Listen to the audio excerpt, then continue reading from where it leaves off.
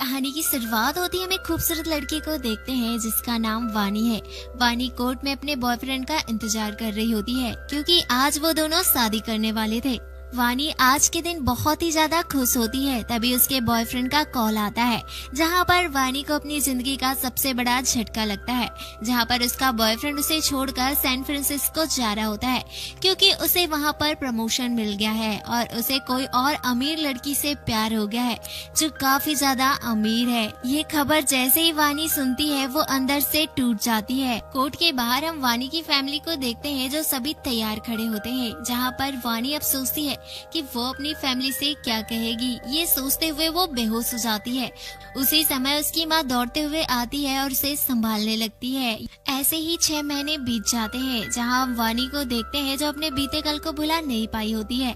वो हर रोज अपने बॉयफ्रेंड को याद करती थी, जहाँ पर उसकी माँ समझाती है कि बेटा हमें जिंदगी में आगे बढ़ना पड़ता है, यही जिंदगी का वसूल है। जिसके बाद हम वानी को देखते हैं जो रेडी होकर अपने पिता के साथ इंटरव्यू के लिए जा रही होती है, जहाँ पर वो कार में भी उदास बैठी होती है। तभी उसकी नजर एक लड़के पर जाती है जिसका नाम क्रिस कपूर है और यही हमारी मूवी का लीड कैरेक्टर है जो बिंदास होकर बाइक चला रहा होता है। जिसके बाद वानी न्यूज एजेंसी में पहुंच जाती है जो सेलिब्रिटी की गॉसिप और उनके इंटरव्यूज न्यूज में छापा करते थे। जिसके बाद वानी अपना इंटरव्यू क्लियर कर लेती है और यहाँ पर उसे एक टास्क दिया जाता है और उसे कहा जाता है कि तुम्हें एक सेलिब्रिटी का इंटरव्यू लेना होगा और उसे तुम्हें खुद ही अप्रोच करना होगा और यही तुम्हारा टास्क होगा। तभी हम देखते हैं कि वो ऑफिस से निकल रही होती है। तभी उसकी मुलाकात पहली बार क्रिस से होती है जो उसे उसकी डायरी दे देता है और उससे कहता है कि तुम इसे नीचे ही भूल गई थी, जहाँ पर वानी उससे शुक्रिया कहती है। जिसके बाद हम क्रिस को देखते हैं जो एक न्यूज एडिटर को बहुत ज्यादा पीटता है क्योंकि उसने कुछ गलत चीज दिखा दिया होता है। इधर हम वानी को देखते हैं जब वो क्रिस को देख रही होती है तो वो सोचती है कि आखिर ये बंदा क्या चीज है जिसे ना किसी का डर है और ना ही कोई फिक्र। जिसके बाद हम क्रिस को देखते हैं जो ऑफिस से जाते हुए वानी से एक बात कहता है और उसे कहता है कि तुम बहुत ही अच्छा लिखती हो। उसे जाते हुए देखकर वानी उसी में खो जाती है। जिसके बाद हम क्रिस को देखते हैं जो अपने दोस्तों के पास आ जाता है, जहाँ उनके बीच भी कुछ झड़प हो जाती है क्योंकि उसके दोस्त ने उसके गानों का क्रेडिट खुद के नाम ले लिया था, जबकि ओरिजिनल गाना क्रिस ने ही गाया था। जिसके बाद क्रिस एक कॉन्सर्ट में पहुंच जाता है जहां पर वो एक सॉन्ग गाता है और सभी लोग उसके दीवाने होकर झूम उठते हैं। दूसरी तरफ हम वानी को देखते हैं जो डायरी में कुछ लिखने की कोशिश करती है लेकिन बार बार उसे अपना अतीत याद आता है, इसी वजह से वो कुछ भी नहीं लिख पाती। आगे हम एक और नए कैरेक्टर कीवी से इंट्रोड्यूस होते हैं जो क्रिस का बहुत अच्छा दोस्त होता है, जो उसके लिए सारे इवेंट अरेंज किया करता था और उस पर पैसे भी लगाता था जो उसकी कॉलेज की फीस के लिए मिला करते थे। अब हम देखते हैं कि वो अपने इस दोस्त के लिए इस बार भी एक मौका लेकर आया होता है जिससे वो अच्छे पैसे बना सकता था। जिसके बाद वो सीधे हिप हॉप स्टार प्रिंस के पास पहुंच जाते हैं जिसे एक फ्रेश गाना चाहिए होता है, साथ ही उसे एक कंपोजर भी चाहिए था। इसलिए उसका इवेंट मैनेजर विनीत क्रिस से डील करता है। वो उसके लिए गाना गाएगा, उसके बदले में उसे वो अच्छे खासे पैसे देगा। जिसके बाद उसे फ्यूचर में भी गाना गाने का मौका मिलेगा, जहां पर क्रिस को ये डील अच्छी लगती है, इसलिए वो इस डील को मान लेता है। तभी हम फैंस के बीच में वानी को देखते हैं जो अंदर आने की कोशिश करती है, जहाँ पर जैसे ही क्रिस वानी को देखता है तो उसके पास जाता है और वानी भी उसे देखकर पहचान जाती है। अब वानी को भी अपनी जॉब के लिए एक इंटरव्यू चाहिए था जो कि प्रिंस का होता है, लेकिन प्रिंस का मैनेजर विनीत उसे बिल्कुल भी भाव नहीं देता। इसी वजह से वानी अकेले ही खड़े रहती है। उसे अकेला देखकर क्रिस डायरी से लिखे हुए गाने को गाने लगता है जिससे सभी का ध्यान उसकी तरफ आकर्षित होता है और हम देखते हैं कि प्रिंस को ये गाना बहुत ज्यादा पसंद आता है, लेकिन ये गाना अधूरा होता है जिसे सिर्फ एक ही इंसान पूरा कर सकता था और वो थी वानी। अब यहाँ हम देखते हैं कि वानी को प्रिंस का इंटरव्यू मिल जाता है और साथ ही साथ क्रिस को गाना भी। इससे ये दोनों डिसाइड करते हैं कि वो दोनों साथ मिलकर काम करेंगे, लेकिन इसके लिए वानी की कुछ शर्तें होती है, जैसे कि 8:30 बजे के बाद वो काम नहीं करेगी और साथ ही उसे स्मोकिंग से परेशानी है। इसलिए क्रिस उसकी दोनों बातें मान लेता है। अब दोनों वहीं पर बैठे होते हैं जहाँ पर क्रिस उस गाने की आगे की लाइन पूछता है, लेकिन वानी कहती है कि उसे आगे की लाइन याद नहीं है, उसने उस पेज को फाड़ दिया था। ये सुनकर क्रिस को बहुत ज्यादा गुस्सा आ जाता है और वो उससे पूछता है कि आखिर तुमने उस पेज को क्यों फाड़ दिया था, अब वो गाना कैसे गाएगा। लेकिन वानी को कुछ भी याद नहीं होता है। फिर वो उस गाने को लिखने के लिए कहता है, लेकिन वानी उस पर गुस्सा हो जाती है क्योंकि वो इस बंद कमरे में सोच नहीं पा रही थी तो गाना कैसे लिख पाएगी। इसलिए क्रिस उसे अपनी फेवरेट जगह पर ले जाता है जो कि कॉलेज का प्लेग्राउंड होता है, जहाँ पर क्रिस अपने सारे गुस्से को निकालने के लिए गेम खेलता है जो कि क्रिकेट होता है और वानी को भी समझाता है कि अगर तुम्हें कुछ भी अच्छा ना लगे तो तुम इसे जरूर ट्राई करना। लेकिन वानी ये सब कुछ नहीं करना चाहती थी, जिसके बाद क्रिस अपने सपने के बारे में उसे बताता है और कहता है कि वो एक सुपरस्टार बनना चाहता है जिसके गाने सुनकर दुनिया पागल हो जाए और उसका हर कोई दीवाना बन जाए, उसके पास फेम हो, पैसा हो और सब कुछ हो। ये सुनकर वानी को सच में उसके अंदर एक रॉक स्टार दिखने लगता है, जिसके बाद वो गाना लिखना शुरू कर देती है। लेकिन अब 8:30 बजने वाले थे, इसलिए हम क्रिस को देखते हैं जो वानी को जैकेट से बांधकर बाइक में बैठाकर उसे घर छोड़ देता है। और यकीन मानिएगा इस मूवी का ये बेस्ट सीन होता है। अब धीरे धीरे वानी को भी क्रिस का साथ पसंद आने लगता है और वो उसके साथ काफी ज्यादा एंजॉय करने लगती है, जिसके बाद वो अपने अतीत को भी भूलने लगती है और धीरे धीरे उनका गाना कंप्लीट हो जाता है। आप सभी लोग एक जगह पर मौजूद होते हैं जहाँ पर प्रिंस को ये गाना बहुत ज्यादा पसंद आता है, लेकिन उसके ऑर्गेनाइजर विनीत कहता है कि इस गाने में रैप ही अच्छा लगेगा, लेकिन इस गाने में रैप तो है ही नहीं है, इसलिए वो इस गाने को रिजेक्ट कर देता है और कहता है कि उसे दूसरा आर्टिस्ट ढूंढना चाहिए। ये सुनकर क्रिस को बहुत ज्यादा बुरा लगता है क्योंकि उन्होंने बहुत ही मेहनत से इस गाने को लिखा होता है, लेकिन इन्हें तो रैप ही चाहिए। इसलिए वानी भी इस चीज पर कहती है कि उन्होंने इतने प्यार से इस गाने को लिखा है, वो इस गाने को चेंज कर बिगाड़ना नहीं चाहती। काफी सोचने के बाद क्रिस भी इस बात को मान लेता है क्योंकि उसे पैसे की बहुत ज्यादा जरूरत होती है। इसी बात को लेकर वानी और क्रिस के बीच भी बहस हो जाती है, इसलिए वानी वहां से जाने लगती है। तभी वहां पर 2 पुलिस ऑफिसर आ जाते हैं जिन्होंने क्रिस के फादर को पकड़ कर लाया था। तो क्रिस को बताते हैं कि तुम्हारे पिता दारू पीकर रोड में बवाल करते हैं, अगर दोबारा फिर से ऐसा हुआ तो हम तुम्हें भी अंदर कर देंगे। जिसके बाद हम क्रिस को देखते हैं जो इन सब चीजों से बहुत ज्यादा परेशान होता है और अपने पिता को जबरदस्ती पकड़कर एक जगह पर ले जाने लगता है और उनसे काफी कुछ गुस्से में कह देता है। ये सुनकर वानी भी काफी ज्यादा इमोशनल हो जाती है और यहाँ हमें रिवील होता है कि क्रिस अपनी जिंदगी से काफी ज्यादा परेशान है क्योंकि उसका करियर भी उतना खास नहीं चल रहा होता है। जिसके बाद क्रिस अपनी फेवरेट जगह पर आ जाता है, उसके पीछे पीछे वानी भी वहाँ पर पहुँच जाती है और उससे कहती है कि उसने एक रैप लिख दिया है, अब उसे बहुत सारे पैसे मिल जाएंगे। लेकिन इसके साथ साथ वो अपने पास्ट के बारे में भी शेयर करती है और उसे बताती है कि जब वो कॉलेज में थी तो उसकी मुलाकात महेश अय्यर से हुई थी, फिर दोनों के बीच प्यार हो गया और वो शादी करने वाले थे, लेकिन उसने शादी के दिन उसे छोड़ दिया और वहाँ से चले गया। लेकिन इससे भी बुरा ये था कि उसने मुझसे लिखने की स्किल ही छीन ली। फिर मेरी जिंदगी में तुम आए और तुमसे मिलकर मेरा फिर से कुछ लिखने का मन किया और इसी के साथ मैं अपना दर्द भूलने लगी और हंसने लगी, मुस्कुराने लगी और इस तरह से मैं अपनी दर्द भरी जिंदगी से आजाद हो गई और अब मैं चाहती हूँ कि तुम भी अपने दर्द से आजाद हो जाओ। मैं इसमें तुम्हारी मदद करना चाहती हूँ और तुम्हें खुश देखना चाहती हूँ, लेकिन अगर तुम ऐसा नहीं चाहते तो मैं यहाँ से चली जाऊंगी। जिसके बाद वहाँ से वानी जाने लगती है। तभी पीछे से आवाज आती है कि वानी मेरी मदद करो।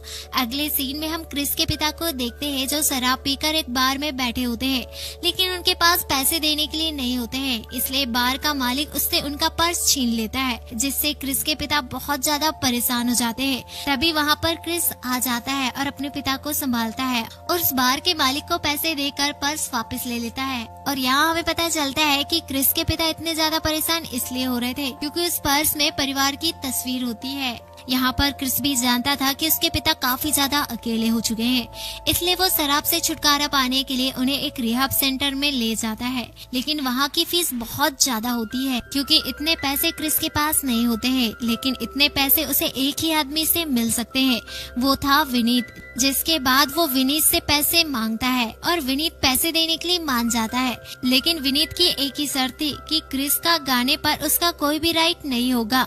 इस बात के लिए क्रिस भी मान जाता है। अब गाना पूरी तरह से कंप्लीट हो चुका था, इसलिए वानी का आखिरी दिन होता है जहाँ पर क्रिस उसे घर छोड़ता है और उससे कहता है कि मैं चाहता हूँ कि तुम मुझसे दूर रहो, क्योंकि मेरे साथ खुशियाँ ज्यादा दिन तक नहीं टिकती।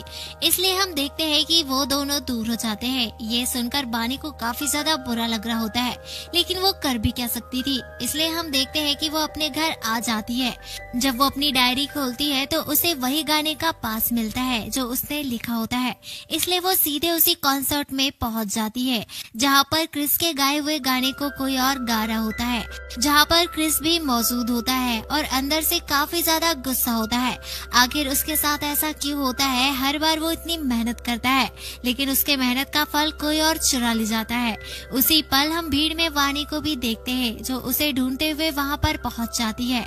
क्रिस भी समझ जाता है कि वानी भी उससे प्यार करती है और देखते ही देखते वो करीब आ जाते हैं। अगले सीन में हम क्रिस को देखते हैं जो अपने पुराने दोस्तों के पास जाता है और उनसे माफी मांगता है, क्योंकि उसने कहानी की शुरुआत में उनसे लड़ाई कर ली थी और ऐसा उसने वानी के कहने पर किया था, जहां पर उसके दोस्त भी उसे माफ कर देते हैं। जिसके बाद ये सभी मिलकर फिर से एक बार गाना बनाते हैं जिसके बोल वानी ने लिखे होते हैं।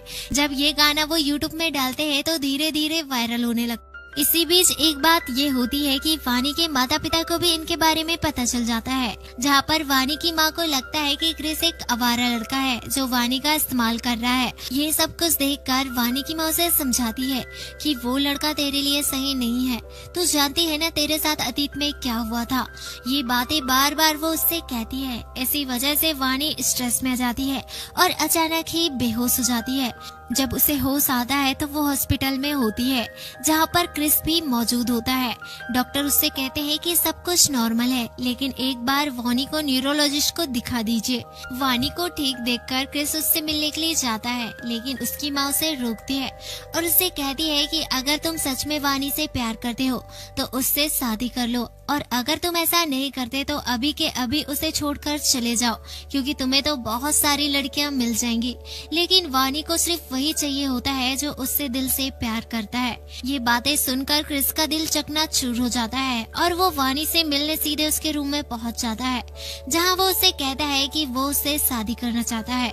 लेकिन वानी उसे समझाती है और कहती है कि शादी कोई मजाक नहीं है, अभी मुझे तुम्हारे साथ बहुत सारा वक्त गुजारना है, तुम्हें अपना बनाना है। यहाँ से कहानी आगे बढ़ती है और यहाँ हम जान पाते हैं कि क्रिस ने जो गाना रिकॉर्ड करके यूट्यूब में डाला था वो बहुत ज्यादा वायरल हो चुका है। लोग हजारों की तादाद में उससे मिलना चाहते थे, इसलिए वो उनसे मिलने पहुँच जाता है। वहाँ का हर एक इंसान क्रिस से मिलने के लिए बेताब होता है। क्रिस की आवाज के सभी लोग दीवाने हो चुके थे। आज वो पहली बार इस कामयाबी को महसूस करता है जो इतने सालों से वो चाहता था।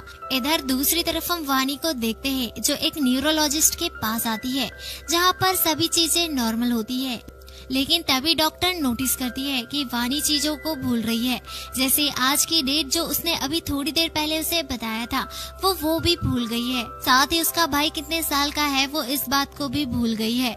ये सब कुछ देखकर डॉक्टर तुरंत ही समझ जाती है कि वानी को कौन सी बीमारी है। असल में वानी को अल्जाइमर नाम की एक खतरनाक बीमारी होती है जिसमें इंसान धीरे धीरे सब कुछ भूल जाता है। अक्सर ये बीमारी बुढ़ापे में होती है, लेकिन वानी को ये जवानी में ही हो गई है, जहाँ पर डॉक्टर उसे बताती है कि वो धीरे धीरे अपना सब कुछ भूल जाएगी, चाहे उसका परिवार हो, उसका दोस्त हो या अपने फैमिली मेंबर, वो सब कुछ भूल जाएगी। ये सुनते ही वानी के होश उड़ जाते हैं। अभी अभी तो उसने अपनी जिंदगी की शुरुआत की थी। जैसे ही उसे इस गंभीर बीमारी के बारे में पता चलता है तो उसे बहुत ज्यादा झटका लगता है और उसे समझ नहीं आ रहा होता है कि वो क्या करे। उसी रात वानी से क्रिस मिलने आता है और उसे सारी चीजें बताता है कि कैसे लोग उसके गाने के दीवाने हो चुके हैं, हर कोई उसके साथ काम करना चाहता है और ये सब कुछ वानी की वजह से ही हुआ है। वानी भी उसे अपनी बीमारी के बारे में बताना चाहती थी, लेकिन उसे इतना ज्यादा खुश देखकर वो चुप हो जाती है। तभी हम क्रिस को देखते हैं जो कार के ऊपर चढ़ जाता है और चिल्ला चिल्लाकर उसे कहता है कि मैं तुमसे प्यार करता हूँ और हमेशा ही तुमसे प्यार करता रहूंगा। ये दोनों पल उसके लिए बहुत ज्यादा यादगार होते हैं। अगले सीन में हम वानी को ऑफिस में देखते हैं जहाँ पर उसकी मुलाकात महेश से होती है जो उसका एक्स बॉयफ्रेंड होता है। जैसे ही वो उसे देखती है तो उसे अपना बीता हुआ कल याद आने लगता है जो उसे बहुत ज्यादा दर्द देता है। दूसरी तरफ हम क्रिस को देखते हैं जिसकी पॉपुलैरिटी बढ़ती जा रही थी। अब वो दूसरे शहर जाने वाला था अपने शो को करने के लिए, जहाँ पर वानी उसका बैग पैक कर देती है। बैग पैकिंग के दौरान क्रिस को कुछ अजीब लगता है, लेकिन वो इस पर ज्यादा ध्यान नहीं देता। जिसके बाद क्रिस दूसरे शहर के लिए निकल रहा होता है, लेकिन उसे भी अंदर से कुछ अच्छा नहीं लग रहा होता है। अब हम वानी को देखते हैं जो अपने ऑफिस की पार्टी में आ जाती है, जहाँ पर उसकी मुलाकात वापस से महेश से होती है, जहाँ पर महेश वापस से वानी के करीब आने की कोशिश करने लगता है। अब क्योंकि वानी स्ट्रेस में होती है, इसलिए वो जल्दी सारी चीजें भूल जाती है कि वो अब महेश से नहीं बल्कि क्रिस से प्यार करती है, और इसी का फायदा महेश उठाने लगता है। तभी हम देखते हैं कि वो उसके करीब आने लगता है। तभी वानी उसके ऊपर जोर से चिल्ला देती है, जिससे सभी लोग उसके पास आ जाते हैं। ये सुनकर महेश की गर्लफ्रेंड भी उसके पास आती है। सभी लोग वहाँ पर जमा हो जाते हैं और वानी को भला बुरा कहने लगते हैं। इसलिए हम देखते हैं कि वानी अपना बैग वहीं पर छोड़कर वहाँ से निकल जाती है। दूसरी तरफ हम क्रिस को देखते हैं जो बार बार वानी को कॉल कर रहा होता है, लेकिन वानी उसका कॉल नहीं उठा रही होती है। तभी उसका कॉल एक गार्ड उठा लेता है, जिससे उसे सारे इंसिडेंट के बारे में पता चल जाता है। और हम देखते हैं कि क्रिस सब कुछ छोड़ छाड़ कर वहाँ पर लौट आता है। जब वो उसका बैग चेक करता है तो उसे उसकी बीमारी के बारे में पता चल जाता है, जिसके बाद क्रिस उसी प्लेग्राउंड में पहुँच जाता है, जहाँ पर वानी बार बार उस बॉल को मारने की कोशिश कर रही होती है, लेकिन वो ऐसा नहीं कर पाती। तभी वहाँ पर क्रिस पहुँच जाता है और उसे संभालने लगता है, लेकिन वानी उससे कहती है कि तुम मुझसे दूर रहो, क्योंकि उसे पता होता है कि वो सब कुछ भूल जाएगी। जहाँ पर वो क्रिस से कहती है कि अपने जितने भी पल साथ बिताए हैं वो सब कुछ भूल जाएगी, और साथ ही वो उसे भी भूल जाएगी। इसलिए वो उससे कहती है कि तुम मुझसे दूर रहो। पर क्रिस उसे समझाता है कि तुम सब कुछ भूल भी जाओ तो मुझे उससे कोई भी फर्क नहीं पड़ता। मैं हर पल तुम्हें बार बार याद दिलाऊंगा, एक बार नहीं बल्कि हजारों बार। हम हर दिन नई यादों को बनाएंगे, जो भी हो जाए लेकिन हम साथ रहेंगे। ये सुनकर वानी उसे गले से लगा लेती है और रोने लगती है। अब वानी का ट्रीटमेंट भी शुरू हो जाता है, जहाँ पर डॉक्टर उसे कहते हैं कि कुछ दिन वानी को शहर से दूर ले जाओ, ताकि उसे शहर के शोर शराबे से निजात मिल सके। जिसके बाद क्रिस उसे गोवा लेकर आ जाता है, जहाँ पर दोनों बहुत ही अच्छा समय साथ बिताते हैं। इसी तरह से एक दिन क्रिस का कॉन्सर्ट होता है। वो हजारों लोगों के बीच गाना गा रहा होता है। ये सब कुछ देखकर वानी भी बहुत ज्यादा खुश होती है, लेकिन तभी उसकी याददाश्त जाने लगती है और वहाँ पर महेश आ जाता है, जो एक बार फिर से उसका फायदा उठाने की कोशिश करने लगता है और उसके करीब आ जाता है और उसे किस करने वाला ही होता है। और तभी वहाँ पर क्रिस आ जाता है और उसे ये सब कुछ देखकर सब कुछ समझ आ जाता है कि वानी की यादें जा रही है। जहाँ पर क्रिस वानी को अपने साथ चलने के लिए कहता है, लेकिन वानी मना कर देती है। और यहाँ पर महेश क्रिस को वहाँ से जाने के लिए कहता है, लेकिन वो क्रिस को नहीं चाहता था। तभी हम देखते हैं कि क्रिस का गुस्सा 7वें आसमान में पहुँच जाता है और वो महेश को बहुत ज्यादा पीटने लगता है, जिससे महेश के मुँह से खून निकलने लगता है। लेकिन तभी यहाँ पर सबसे इमोशनल मोमेंट आता है, जहाँ पर हम वानी को देखते हैं जो उसके सामने चाकू लेकर खड़ी होती है और वो क्रिस से कहती है कि तुम यहाँ से चले जाओ, तुम हो कौन जो महेश को इतना ज्यादा पीट रहे हो। वानी को ऐसी हालत में देखकर क्रिस की आंखों में आंसू आ जाते हैं और वो पूरी तरह से टूट जाता है। तभी हम वानी को देखते हैं जो उसके ऊपर चाकू से वार करती है और हम देखते हैं कि क्रिस रोता हुआ उसे अपनी बाहों में ले लेता है। चाहे कुछ भी हो जाए वो उसे अकेला नहीं छोड़ेगा। जिसके बाद वानी बेहोश हो जाती है। जब उसकी आंखें खुलती है तो वो कल की सारी बातें भूल चुकी होती है। जिसके बाद वो क्रिस को आई लव यू कहती है, लेकिन इस बार वो क्रिस को नहीं बल्कि महेश को कह रही होती है। ये सुनकर क्रिस को बहुत ज्यादा बुरा लगता है और ये सारी बातें सुनकर क्रिस समझ जाता है कि अब वानी सब कुछ भूल चुकी है। जिसके कुछ देर बाद जब वो अंदर आता है तो उसे वानी कहीं भी नजर नहीं आ रही होती है। तभी वो उसे हर जगह ढूंढने लगता है। अब यहाँ पर क्रिस काफी ज्यादा परेशान हो जाता है। एक तो उसे भूलने की बीमारी है और अकेले वो न जाने कहाँ गई होगी, इसलिए वो पुलिस में कंप्लेन कर देता है, जहाँ पर पुलिस भी उसे ढूंढने लगती है, लेकिन किसी को भी वानी की कोई भी जानकारी नहीं मिलती। जिसके बाद क्रिस वापस से उसी जगह में जाता है जहाँ पर आखिरी बार वो वानी से मिला होता है, लेकिन वानी वहाँ पर भी नहीं होती है। इसलिए गुस्से में आकर वो सारी चीजें तोड़ने लगता है। तभी उसे वहाँ पर वानी की डायरी मिलती है जिस पर वानी ने उसके लिए गाना लिखा होता है। ये देखकर क्रिस अपने दोस्तों से कहता है कि ये गाना हर गली मोहल्ले और चौराहे में बजना चाहिए, तभी हम वानी को ढूंढ सकते हैं। जहाँ पर उसके दोस्त उसे समझाते हैं और कहते हैं कि वानी को कुछ भी याद नहीं है और ऊपर से वो तुम्हें भी भूल चुकी है। लेकिन क्रिस अब भी उसके प्यार में डूबा हुआ है, उसे कोई भी फर्क नहीं पड़ता कि वानी को वो याद है या नहीं। जिसके बाद ऐसे ही 1 साल बीत जाता है और क्रिस अब बहुत बड़ा रॉक स्टार बन गया होता है। हर कोई उसके गानों का दीवाना होता है और हर कोई उससे मिलना चाहता है, लेकिन वो तो सिर्फ वानी से ही मिलना चाहता था। लेकिन इतने दिन होने के बाद भी वो वानी को ढूंढ रहा होता है, वो आज भी उसका इंतजार करता है। तभी हम देखते हैं कि एक दिन उसे एक रील दिखाई देती है। असल में वो लड़की कोई और नहीं बल्कि वानी होती है।